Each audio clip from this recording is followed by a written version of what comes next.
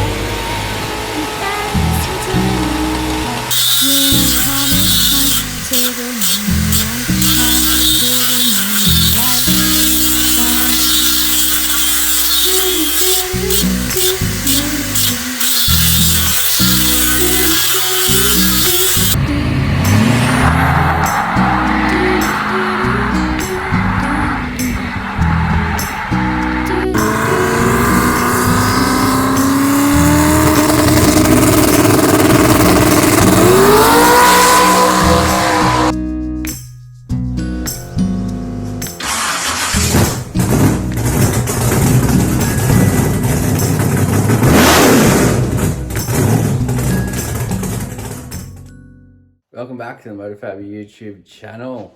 How are we all? We've been very busy here, so I've got a bit done in Torana. Finally got the nitrous plate for the Monaro, so I put that on.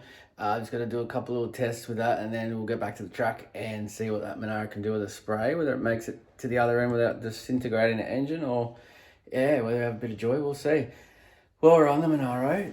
Originally, as a lot of you guys know, there was going to be a YouTuber junkyard build off was supposed to take part, but COVID made that pretty much impossible for us to all get together and have a race. But so we had a few people. We had obviously the Monaro. We had 6’s Garage down there, Harry and Cordy down there. Awesome channel, love it as a crack up.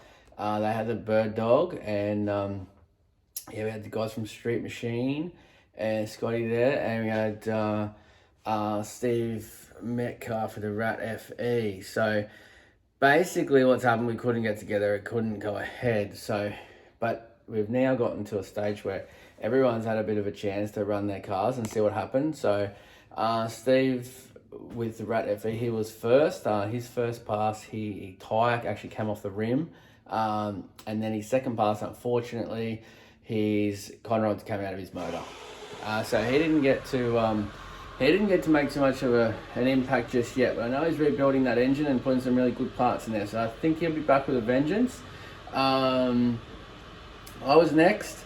As you all know, the Monaro didn't get to make a pass with the nitrous, but I went 11.3 naturally aspirated, first run off the trailer, so I'll submit that. And then the guys down at 6’s Garage, Cordy and Harry, they got the Bird Dog to the track the other day, but the Bird Dog's got a rather large turbo, and I think it might have had a bit of trouble getting on boost before the other end of the quarter, because they've come in with a 12.6, but they will definitely be back, and they're going to make some steam with that thing, I think. So as far as the build-off goes, and Scotty from Street Machine, I don't think they could decide what car to run, so I don't think Street Machine's anywhere near making a pass, so we'll DNF them.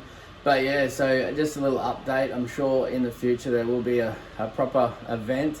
But for the moment, that dirty old Monaro, without even the spray, she's take the win. She's the quickest car for the first outing for everyone involved. So I'm pretty happy with that. And we're just going to go quicker. Chevy over there, he's just woke up. So yeah, so that's a bit of gossip, a bit of update on what happened with the junkyard build off, whatever the hell you want to call it. I've got bigger fish to fry now. I'm onto the Torana, so the Monaro is still going to go back to the track. Like I said, I'll put that nitrous plate on. I'm just going to test it, get it back to the track, or back to the dyno, then to the track, and then get this Torana sorted. I really want to push hard on it. So you'll see some chassis work on the Torana today, this episode, and some SFI requirement stuff that's got to be in there. You'll see bits and pieces about all that, so I won't waffle on too long. Thanks for watching. Thanks to you all guys that keep tuning in, and all your great feedback. Love the comments, love all the feedback. Keep it up, like and subscribe. See you later. Righto, so that's the first bit in. Just boring notches and notch both sides of a little piece, both sides of the car there. They're a bastard of a thing. It's too short holding the notcher, so I machined up a little piece of went inside a solid piece so I could hold it in the notcher. And then now I gotta make these back bits here. To put that in, then make the bit from the tube out to the bracket. So we'll keep moving forward with it. And here we go. So we finally got the notcher up and running. This thing's bloody brilliant. If I'd have bought one of these a long time ago, I could have built 10 cars in the time it's taken me to notch all those tubes in there. So yeah, I'll get it set up, a bit hard one-handed, and I'll show you it's heaps faster. It's great. It's my new favourite toy in the shop. So let's check it out. So we just clamp our tube in the vise there, turn him on, and like this.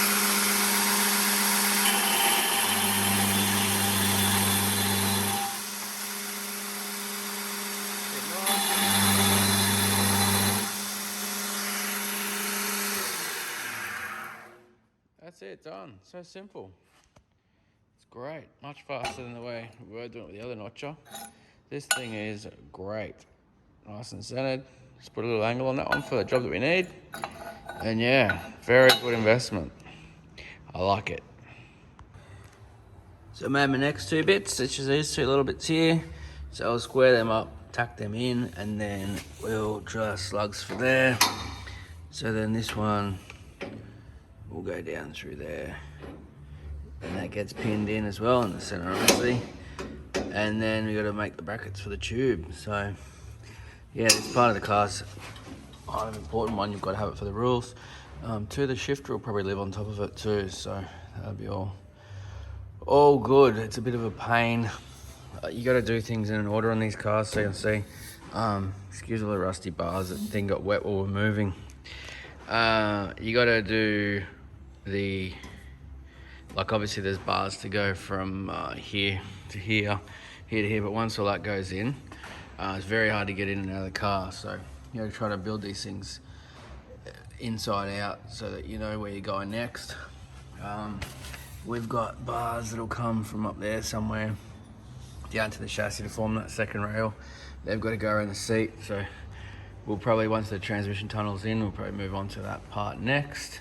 There's a couple more bars to go, excuse the lighting, come up there for the roof bracing to finish off, and waiting on some laser cutting for the shock mounts at the back, and then I'm waiting on the anti-roll bar. Once I've got that, I come out that and then finish the bars at the top here and the bars in the back. So once all that's done, the chassis is complete and we can start mounting things in it, engine, turbo system, stuff like that. All fun part starts. So yeah, and then we'll obviously trim back the body, and yeah, there's lots to go. So we'll work on it as we go. And so there we go. The transmission tunnel, tail shaft enclosure, whatever you want to call it, is all in, just tacked in still. Till we I'd like to run the driveline, everything in it, diff center, tail shaft, everything, before I weld everything up, just in case something changes. Which is, yeah, the way I've done a lot of things in this car. I want to make sure, rather than cutting things apart and redoing them. So yeah, obviously this is all built to comply with SFI, so everything in the car, well, cockpit wise, how you do the front and the rear is pretty much up to you, but everything in the cockpit is built to our book here, SFI 25.2, which you'll see. Yeah, they give you all specifications, all your different sizes for different parts, a few different options on different things, but this car was a little challenging to meet some of the requirements because like this part here and here is a little different. It is open to interpretation, but just because this car's so narrow, the way that they suggest you do the X just physically does not fit in this car and still be able to get a seat in. So the car is very, very narrow. So yeah, so that gets that done. I can put the seat back on, get on to the next bit. So there you go. Drive shaft enclosure, done.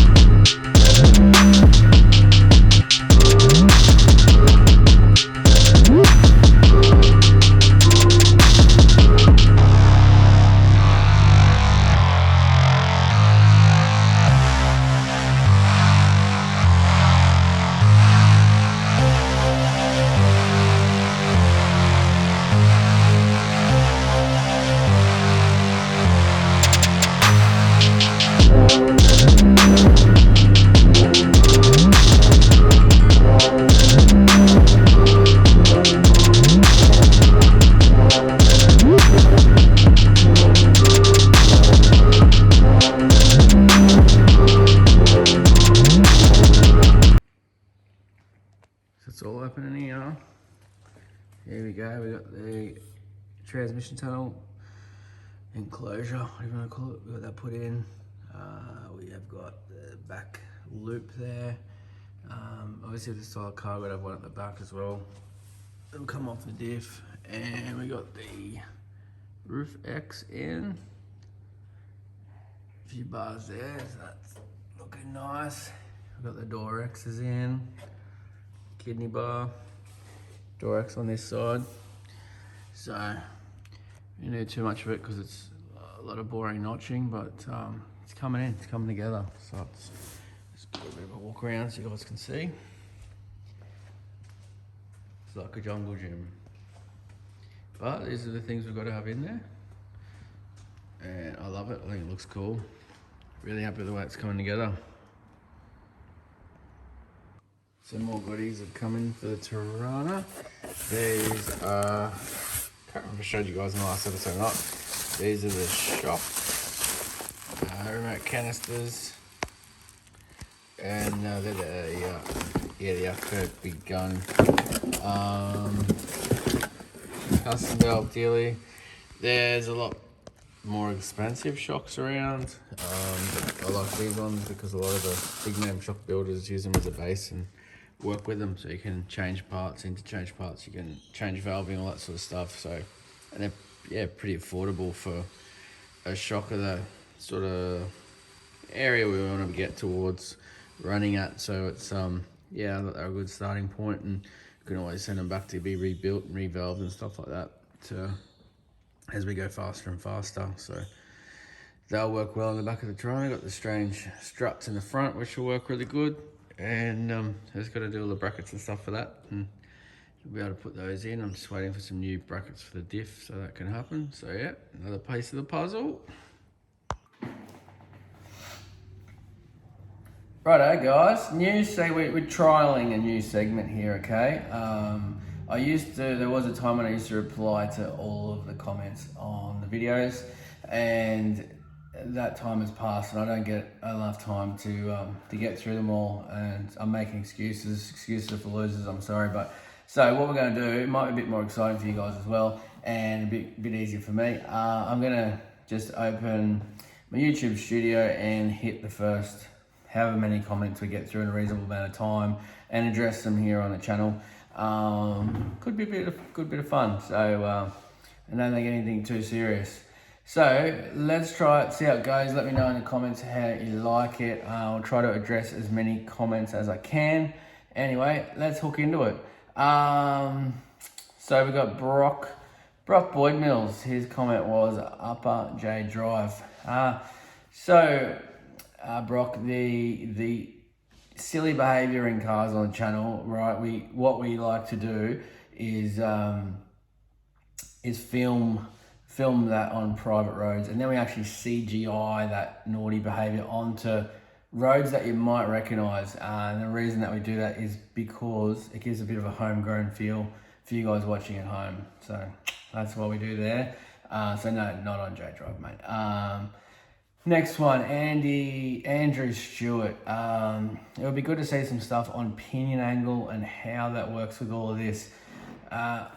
I could definitely go into pinion angle a little bit, Andrew. Obviously, see I can get pretty technical with stuff, but my takes on pinion angle can be a little controversial, actually. A lot of people disagree with, a lot of old theories disagree with the way that what I think about pinion angle. My results speak for himself. I know what I know works, but a lot of people completely disagree. After the engine plate saga, holy dooly. We really can blow the comments up. But hey, it is what it is. I know from my results what works, what doesn't work now. So I'm gonna not go delve too deeply into this one, but pinion angle doesn't matter that much. There you go, I've said it. If it's too far out, you'll get major vibrations. If it's not far enough out, if your pinion angle has, basically if you've got the back of the gearbox or diff, if everything runs dead true in all three planes, you've got this plane, and this plane, if all 3 planes run 0, you'll destroy the unis. They will smash to pieces because you're constantly running on the free play of the uni, and it will destroy uni. So you need some pre-play to keep the uni intact. But as opposed for a degree you're looking at now with a 4-link car, when you're changing pinion angle, you're actually moving the 4-link bars if they're attached there, and you're drastically moving the instant center, which is having a much greater effect on the way that the car performs, the way it leaves the line and stuff like that, than what the pinion angle itself is. In my experience, the only time when pinion angle has become a big issue is either A, like say it's too far out and you get a vibration, or B, when I was doing a bit of stuff on the door slammers and alcohol funny cars and stuff, they have so much power. Picture this is the crown wheel, and this is the ring gear, the pinion gear. They have so much power that the pinion actually tries to climb the ring gear, which happens in all cars. But once the pinion angle gets too much and it's trying to climb at foot, it's really getting into that aggressive spot there, sort of park angle sort of situation. It drastically affects the way the diff moves and everything like that. And on funny car, there's no suspension, it's the diff mounted to the chassis, but it does have, you can vary the pickups because of the way that the diff housing actuates on the chassis. You can actually move. It's a weird thing. They don't have suspension, but they have adjustment. And yeah, in big sort of 4,000 horsepower, 3.5, 4,000 horsepower, stuff like that, even less, you will see a change in the way that the pinion tries to climb the ring gear, and the way that affects the suspension. So you could have everything set the same, but have the pinion at a different angle, and the force of it trying to climb up won't be as aggressive, or it'll be more aggressive. For street car stuff, I like to run, basically I just tell people, if you've got between 2 and 4 degrees downward pinion angle, that's enough to make the uni work. It's enough not to go do crazy things. Once they start to get up, you have problems as well, but you don't want to go up. You always want some downward pinion angle. So I try to keep a car between 2 to 4. A lot of radio guys and stuff that I follow in the States, they aim for near on 0 pinion angle going down the track. Obviously things change as the instant center changes, which is a whole new, another kettle of fish. So I'm already burning up a heap of time on this one, so I won't get too far into that, but that's enough for now. Hayden Spence, he says, what stall RPM, bro? 5,500 on the Monaro. So there you go. That's a part of the problem with why the results could have been better at the drags. I was happy with the way they were, but the thing was, with 3.0 diff gears and a 5,500 stall, the thing was sitting on the converter the whole way down, so it's not locking up. It's not getting power engagement as best it should. M. Whitelaw, it may be pressure reversion because of the small jet. I don't know. I like the new Spaceman, lots more room. All the best from the States. Really appreciate that. We are getting a lot of viewers from America, and I really like that. You have a big audience there, much bigger than Australia, and I like to see the channels being watched in America, so I really appreciate your feedback. Thank you for the compliment on the new Space. We love it. It's great. It's, a lot more efficient, and yeah, someday, who knows, we could be selling our products in the States as well. It's definitely on the cards. It's definitely something the planning has started. The pressure reversion of the smaller jet, yeah, definitely, but I also tried a 250 horsepower plus jet in it, and it did the same thing, so that kind of covers that one. Let's see how the new plate goes and see what happens there. 1966 Wood Butcher. The motor sound ranks with one of the best on YouTube. I think I'll drop my pipes and piss my neighbours off. Well, depends what your neighbours are like, but yeah, cool. Thank you for the compliment on the engine. I love the sound of it too. It's pretty cool. If your Nitro 6+ plate is a conventional Pro Systems Dominator plate, the minimum recommended horsepower rating is 100 horsepower. So if you have a small jet, i.e. 50 or 85 horsepower, it's possible that the theory of a small orifice or larger chamber of the plate is causing the icing and blockage. Maybe try a 150 horsepower jet on the outside of the engine just to make sure. I tried the bigger jet, tried the 250 horsepower jet, and didn't do anything. Goes on to say, wouldn't want to hit the big block with anything less. No, agree, I would definitely want to hit it with at least 200. He says his stock bottom end small block Chev has gone through around 30 10-pound bottles at 150 horsepower with no problem, 4 degrees retard timing. Hope that helps. Definitely, I like to see a little small block with a heap of nitrous up its arse. That's pretty impressive. It's good. Thank you. That is from Rob Motown 1. Thanks, Rob. Appreciate the feedback. And yeah, we, like I said, tried one of those scenarios. The new plate, we did hold it in the air and spray it, and it does seem like a whole heap more nitrous and a whole lot more consistent. I've still got a little jitter at the start, so I don't know what that is, but at least now it doesn't jitter and then drop off. It just holds nitrous on. So I haven't run it through the engine yet, but I will. Dave McLaughlin, success is achieved by accepting infinite problems, never losing infinite hope. Thank you, Dave. Yes, wise words, mate. Definitely. Dave McLaughlin, you've already had one. Dave, regular. Dave has said again, g'day mate, getting the Monaro is a bummer about the NOx problem. You have considered the fitment of a nitrous regular, I think it means regulator, to allow pressure adjustment. Also Derek from Vice Grip Garage, seemingly having success with a Pro Charger supercharger on his big block Chevy 454. As always, kindest regards, Dave McLaughlin, Queensland, Australia. Thanks, Dave, legend. I would love to put a Pro Charger on there and replace the nitrous or a couple of turbos, but who knows what's going to happen down the track. Yeah, it's my first experience with nitrous, second experience with third experience with nitrous, but yeah, one was okay, one was useless, and this one's, I really want to know, I want to do this one, I want to make it work. And then I'm going to pull it off and put some sort of boost in there, that's for sure. It sounds so obnoxiously loud. I wish you were my neighbour, haha. That is from Mangrove Jack. It is obnoxiously loud. It really is freaking loud. I've run plenty of cars off the pipes before, and usually compression makes noise. That thing doesn't have much compression. It's like 9.6 to 1 or less. Might have been 9.3 to 1, all said and done.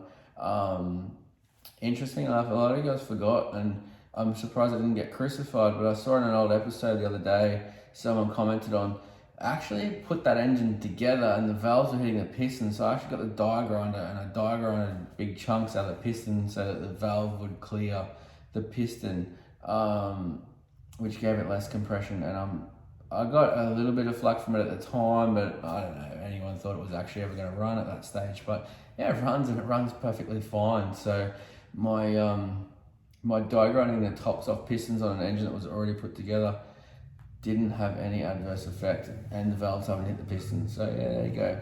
If it had more compression, maybe it'd be even louder. I think the noise really is just coming from the massively oversized heads. There's letting so much sound out, and the cam's got a bit of overlap. It's not huge, but I guess that's why. Rusted Rebuilds, loving the Monaro, mate. Appreciate that, Rusted Rebuilds. Capital City Performance, throw that Innovate garbage in the bin. I did get it to work, and I did get it to work without fault, but yes, I've had a lot of problems with Innovates in the past. They're not my favourite thing. Yeah, so we'll get into 11 minutes, so we will definitely wrap that there, and next week we will address more of your comments. Thank you very much for watching. Let me know if this is a segment that you want me to keep running, and I've enjoyed it. It's been good, so like and subscribe. See you next week.